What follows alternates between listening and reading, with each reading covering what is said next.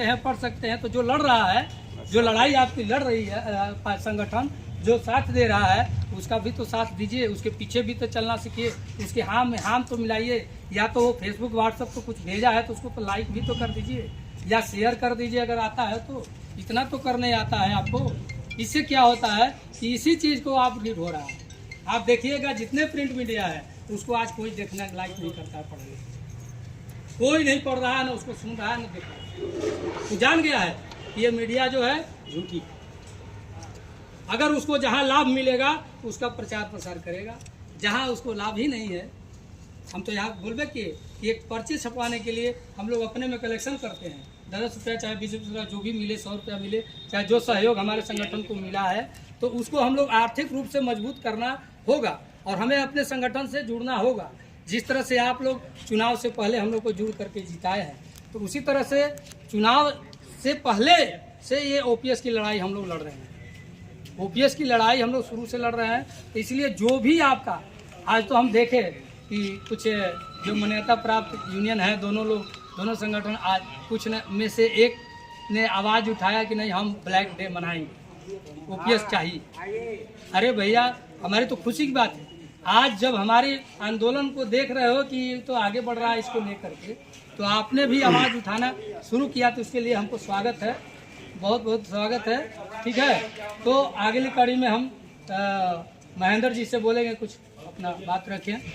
वो भी आज दिल्ली से होकर आए हैं। हमारे सभी डीजल के साथी, इलेक्ट्रिक लोगों सेट के साथी, सभी लोग को भाई हो, इसलिए कि हम लोग अभी दिल्ली से आए हैं। इस एनपीएस का विरोध किए थे, यूपीएस का विरोध किए थे करके हम लोग आए हैं वहाँ से।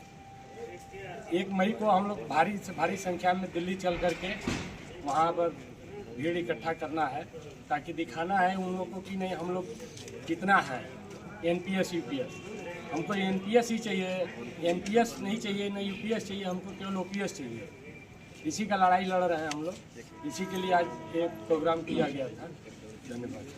धन्यवाद साथी, बहुत बहुत धन्यवाद। इसी कड़ी में आगे बढ़ते हुए हम राघवेंद्र जी को बोलेंगे कि आप अपने कुछ शब्दों से। सभा में उपस्थित डीजल सेट, इलेक्ट्रिक सेट और कुछ लोको पायलट आए हैं, सभी को लाल सलाम।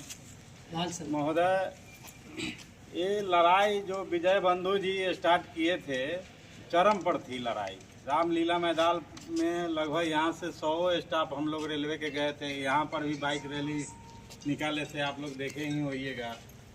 इसके बाद सरकार झुकी थी। झुकने के बाद जो 10% गवर्नमेंट दे रही थी वो 14% कर दी। उसके बाद भी देखी कि आंदोलन कम नहीं रहा है, उसके बाद भी झुकी सरकार। इसके लिए कमेटी गठित की।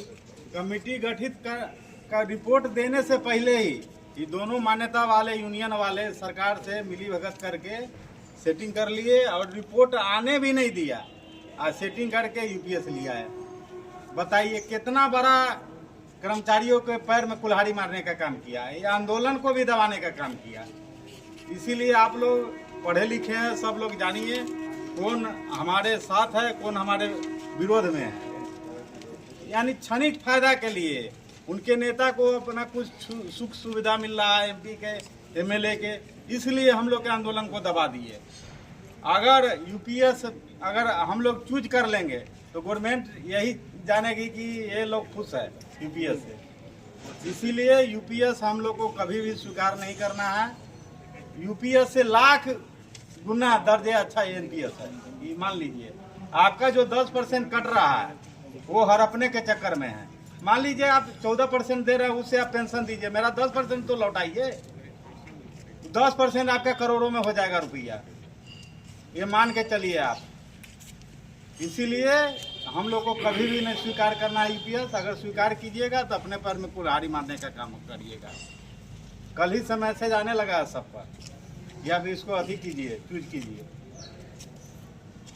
एनपीएस में रहिएगा तो आप रिटायर, मान लीजिए लॉन्ग टर्म वाला के लिए एनपीएस यूपीएस से लाख दर्जे फायदा मान लीजिए। अब मान लीजिए जिसको 5 साल नौकरी करना है होगा यूपीएस ही ठीक है। लेकिन जो लॉन्ग टर्म 20 साल 25 साल जो युवा है उसके लिए एकदम घाटे का सौदा है यूपीएस। आपका पूरा जो 10% कट रहा है वो हड़प लेगा गवर्नमेंट, आज 14% से दे देगा आपका पेंशन। अब रिटायर के बाद आदमी कितना दिन जिएगा? लाइफ वैसे ही कम रहा, इसीलिए इसमें आप लोग एकदम सब्र से काम कीजिएगा। यूपीएस चुनना कभी भी नहीं है हम लोग को। यही बात कहकर हम अपना वाणी विराम। धन्यवाद।